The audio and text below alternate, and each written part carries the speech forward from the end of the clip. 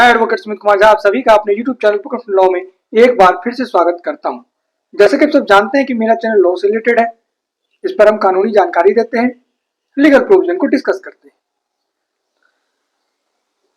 FIR से लेकर के कन्विक्शन होने तक, एक्यूजल होने तक, अपील, रिट, मतलब कोई भी ऐसा लॉ जो सबको पता होना चाहिए, कोई भी ऐसा एप्लीकेशन जो जनरली यूज में आता है, सबको उस एप्लीकेशन के बारे में पता होना चाहिए। उस तरीके की जो कानूनी जानकारी है, किताब तो हम पढ़ते ही हैं, बाकी जो एक्स्ट्रा चीजें हैं जो जनरली पता नहीं होती है लोगों को, वो भी हम आप तक पहुंचा देते हैं। आज का हमारा टॉपिक है, अगर कोई व्यक्ति अपना केस ट्रांसफर कराना चाहता है तो वो किस सेक्शन के तहत एप्लीकेशन डालेगा और कहां डालेगा और कौन डाल सकता है। इतनी बातें आज हम जानेंगे। पहले का जो कानून है हमारा CRPC, उसका सेक्शन 406, 407 और 408 था। सेम चीज है, बदलाव नहीं हुआ, सिर्फ सेक्शन का बदलाव हुआ है। 406 जो CRPC में था वो अब आ गया 446 BNSS में, और जो 407 था हमारा वो आ गया 447 BNSS में, और जो 408 था वो आ गया 448 BNSS। सेक्शंस क्लियर हो गया कि कौन CRPC में कौन सा था और BNSS में कहां पर है। अब हम जानते हैं ये कहता क्या है और एप्लीकेशन कौन लगा सकता है। 406 बात करता है, 446 BNSS बात करता है सुप्रीम कोर्ट के पावर के बारे में, कि सुप्रीम कोर्ट चाहे तो किसी भी कोर्ट को केस ट्रांसफर कर सकता है। अगर आप एप्लीकेशन लगाते हैं 406 के अंदर सुप्रीम कोर्ट में, वो स्टेट भी अलग स्टेट का भी होगा तो वो अलग स्टेट में भी ट्रांसफर कर सकता है, वो कहीं भी कुछ भी कर सकता है। वो सुप्रीम कोर्ट का अपना एक पावर है 406। लेकिन आप तुरंत तो 406 में जाएंगे नहीं। अगर आपका मैटर स्टेट में है तो आप हाई कोर्ट के पास जाएंगे।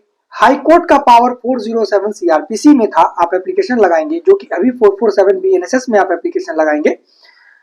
अब इसमें है पावर ऑफ हाई कोर्ट। इसमें हाई कोर्ट का पावर है कि वो किसी भी केस को ट्रांसफर कर सकता है अपनी जुडिक्शन के अंदर, इसके बाहर नहीं।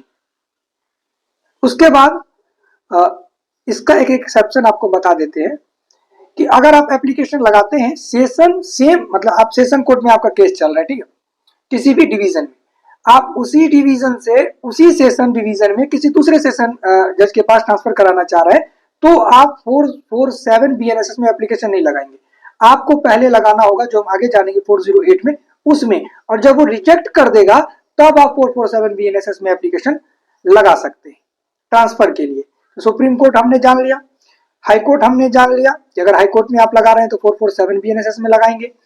और इसमें एक रिटन नोटिस देना पड़ता है, किसको? जो भी स्टेट है उसको।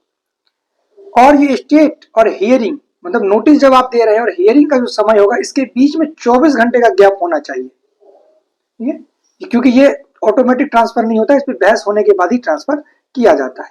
इसीलिए आप जो नोटिस करेंगे उसमें और जो हियरिंग होगा उसमें 24 घंटे का गैप होना चाहिए। सुप्रीम कोर्ट जान लिया, हाई कोर्ट जान लिया। अब आइए कि आप एक ही सेशन कोर्ट में, एक मतलब सेम डिवीजन है सेशन का, और आप वहां से एक सेशन से दूसरे सेशन में ट्रांसफर करवाना चाह रहे हैं, तब आप एप्लीकेशन कहां लगाएंगे? तब आप एप्लीकेशन लगाएंगे सेशन जज के पास 408 में। अगर वो रिजेक्ट कर देते हैं तब जाकर के आप 447 BNSS में जाएंगे। डायरेक्ट आप 447 में नहीं जा सकते अगर आप ट्रांसफर करा रहे हैं सेम सेशन डिवीजन में, तो विदाउट सेशन जज के रिजेक्शन के बिना आप हाई कोर्ट में अप्लाई नहीं कर सकते। हाँ, अगर आपको कहीं एक दूसरे डिवीजन में जाना है तब आप डायरेक्ट हाई कोर्ट में अप्लाई कर सकते हैं, और एक स्टेट से दूसरे स्टेट में या एक हाई कोर्ट से दूसरे हाई कोर्ट में, तब आप सुप्रीम कोर्ट में अप्लाई कर सकते हैं। तो हमने जान लिया 406। अच्छा, अब इसमें यह जान लीजिए कि एप्लीकेशन कौन लगा सकता है। देखिए, एडवोकेट जनरल लगा सकता है 406 यानी सुप्रीम कोर्ट वाले मामले में, और जो इंटरेस्टेड पार्टी है वो भी लगा सकता है।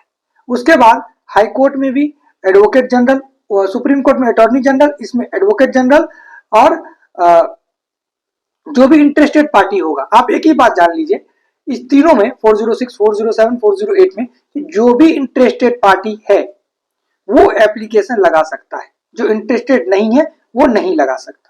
और एक बात यहाँ पर जानने वाली बात यह है कि अगर आप एप्लीकेशन लगाते हैं और कोर्ट को ये पता चलता है कि आपने बिना मतलब का एप्लीकेशन लगा दिया है, तो आप पर कॉस्ट भी लगाया जा सकता है, और वो कॉस्ट उस व्यक्ति को मिल सकता है जो व्यक्ति आपका अपोज कर रहा है।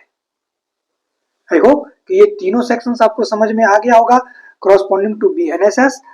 अब हम मिलेंगे नेक्स्ट वीडियो में किसी इंपॉर्टेंट टॉपिक के साथ, किसी ऐसे टॉपिक के साथ जो सबके लिए जरूरी है, सबको जानना चाहिए, और उस जो जानकारी हम देते हैं उस जानकारी के साथ अगर आप जाते हैं तो आपका समय भी बचेगा, पैसा भी बचेगा, और आप पॉजिटिव वे में केस को जीत भी सकते हैं। मिलते हैं किसी नेक्स्ट वीडियो में, आज के लिए इतना ही। जय हिंद।